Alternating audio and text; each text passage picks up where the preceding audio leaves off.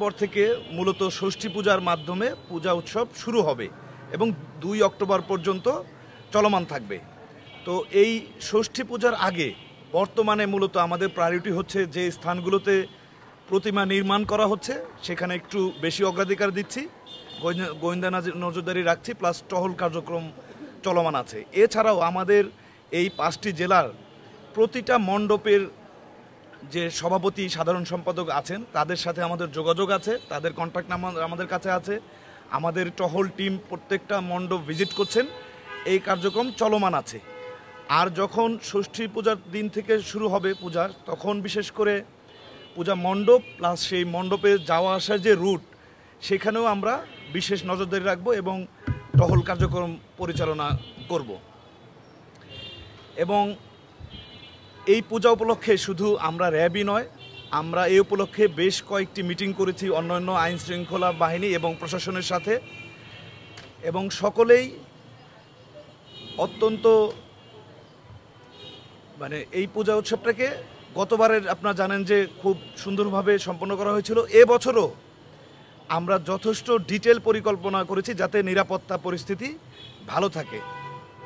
এবং বাংলাদেশ একটি অসাম্প্রদায়িক দেশ। আমাদের এই দেশে সকল ধর্মের মানুষ তার নিজ নিজ ধর্ম স্বাচ্ছন্দ্যের সাথে পালন করতে পারে এবং এই কাজে সকলের সহযোগিতা থাকে। আমি মিটিংয়ে দেখেছি যে সেখানে বিভিন্ন রাজনৈতিক দলের নেতা এবং বিভিন্ন ইসলামিক সংগঠনের নেতারাও ছিলেন এবং সকলেই, আমার পাশে এখানে রাজশাহী জেলার সভাপতি, পূজা কমিটির সভাপতি এবং জেনারেল সেক্রেটারি আছেন, ওনারা দুইজনও ছিলেন এবং সকলেই আশ্বাস দিয়েছেন এবং অত্যন্ত সহযোগিতাপূর্ণ মনোভাব পোষণ করেছেন। আমি মনে করি এবং আমি বিশ্বাস করি বাংলাদেশের মতো পৃথিবীর আর কোনো দেশে সংখ্যালঘুদের প্রতি এত বেশি সহায়তা এবং সহযোগিতামূলক মনোভাব আছে বলে আমি মনে করি না। বাংলাদেশ সেরকম একটি দেশ। এমনকি গত বছরও আপনারা দেখেছেন যে মাদ্রাসার ছাত্ররা গিয়েও পূজা মণ্ডপ পাহারা দিচ্ছেন। এই যে সম্প্রীতি এবং এই যে আচরণ, এর তো তুলনা হয় না। এবং এই রাজশাহীতে দুর্গাপূজার কিন্তু অন্য একটা বিশেষ তাৎপর্য আছে। আপনারা অনেকেই নিশ্চয়ই জানেন যে আমাদের এই বাংলা বলতে আনডিভাইডেড বেঙ্গল থেকে শুরু করে দুর্গাপূজার উৎসব কিন্তু প্রথম শুরু হয় এই রাজশাহীর তাহেরপুরে। হ্যাঁ, আপনারা নিশ্চয়ই জানেন, সভাপতি সম্পাদক সাহেব জানেন। হ্যাঁ, রাজা কংসনারের ওখানে। তো সেই হিসেবে কিন্তু রাজশাহীর দুর্গাপূজা একটা বিশেষ তাৎপর্য বহন করে এবং ঐতিহ্যবাহী, এবং আমি বিভিন্ন মণ্ডপ থেকে এর যে আমেজ সেটাও লক্ষ্য করেছি। অর্থাৎ এখানে অন্যরকম আরও বেশি উৎসাহের সাথে, উদ্দীপনার সাথে এবং উৎসবমুখর পরিবেশে এখানে পূজা পালিত হয় এবং আমরা নিশ্চিত করব যাতে করে অত্যন্ত নিরাপদমূলক পরিবেশ বজায় থাকে, নিরাপত্তা পরিবেশ বজায় থাকে, মানুষ যাতে স্বাচ্ছন্দ্যে নির্ভয়ে পূজা মণ্ডপে আসতে পারে সেই বিষয়টা খেয়াল রাখবো। এবং এছাড়াও রাস্তায় আমাদের মা বোন যারা আসবে তারা যাতে কোনো ইফটিজিংয়ের শিকার না হয় এই বিষয়টাও আমরা বিশেষভাবে নজরদারি রাখছি। তো আমরা আশা করছি যে আসন্ন পূজা অত্যন্ত উৎসবমুখর পরিবেশে সম্পন্ন হবে। আপনাদের সবাইকে ধন্যবাদ। সেপারেট সেশনই ছিল যে সেটা আমরা কিভাবে কভার করব। ওখানে সিকিউরিটি লাইটেরও, স্পটলাইটেরও ব্যবস্থা করা হবে এবং সিকিউরিটি টিম থাকবে প্রত্যেকটা বিসর্জন পয়েন্টে। রাতের বেলা বিশেষ আলোর ব্যবস্থা করা হবে। তবে খুব বেশি যাতে দেরি না হয় এই বিষয়ে আমরা সভাপতি এবং সম্পাদক সাহেবকে অনুরোধ করেছি যাতে বেশি ডিলে না হয়। তো ওই পয়েন্টগুলো আমাদের নিরাপত্তা নজরদারিতে থাকবে।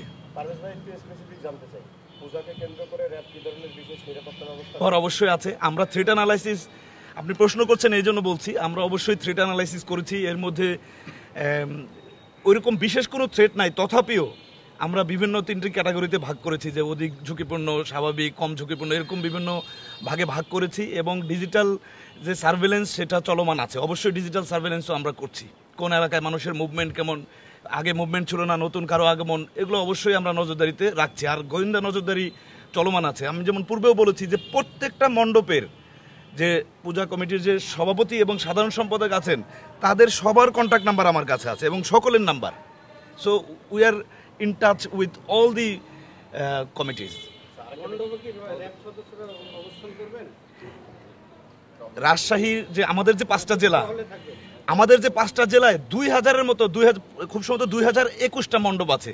রাজশাহীতে আছে 400টার বেশি। এটা আসলে সম্ভব না যে প্রতিটা মণ্ডপে আমাদের অবস্থান। তবে আনসার সদস্য কিন্তু প্রতিটি মণ্ডপেই থাকবেন। আর আমরা হচ্ছে টহলের মাধ্যমে প্লাস সাদা পোশাকে থাকবে, এছাড়া কন্ট্যাক্ট নাম্বার তো আছেই, খুব বেশি দূরে থাকবে না, যে কোনো মণ্ডপ থেকে দেখা যাবে কাছাকাছি হয়তো টহলটা আছে, নির্দিষ্ট প্রত্যেকটি মণ্ডপে হয়তো এটা পসিবল না, সম্ভব না এটা। আরেকটা বিষয় সর্বশেষ জানতে চাই যে পূজা আসলে আমরা দেখি বা ধর্মীয় কোনো উৎসব আসলে আমরা দেখি যে সাম্প্রদায়িক সম্প্রীতিকে উস্কে দেওয়ার জন্য একটি বড় অংশ সামাজিক যোগাযোগ মাধ্যমে এক ধরনের গুড পয়েন্ট, আপনার এই প্রশ্নটা করে ভালো করেছেন। তার মানে সামাজিক যোগাযোগ মাধ্যমে কেউ যদি কোনো কিছু প্রচার করে, প্রথমেই দেখা দরকার যে এটা কিন্তু তার ব্যক্তিগত বা কোনো গোষ্ঠীর স্বার্থে করা হচ্ছে কিনা।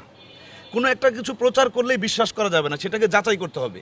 এবং এই বিষয়ে কিন্তু আমাদের মিটিংয়ে ইসলামিক ফাউন্ডেশনের প্রতিনিধি ছিলেন, তার মাধ্যমে আমরা তাকে অনুরোধ করেছি উনি যাতে প্রত্যেকটা মসজিদ কমিটিকেও বিষয়টা অবগত করেন, যে কোনো একটা ঘটনা যদি ঘটেও যায় মানুষ যাতে উত্তেজিত না হয়, যাচাই বাছাই করবে।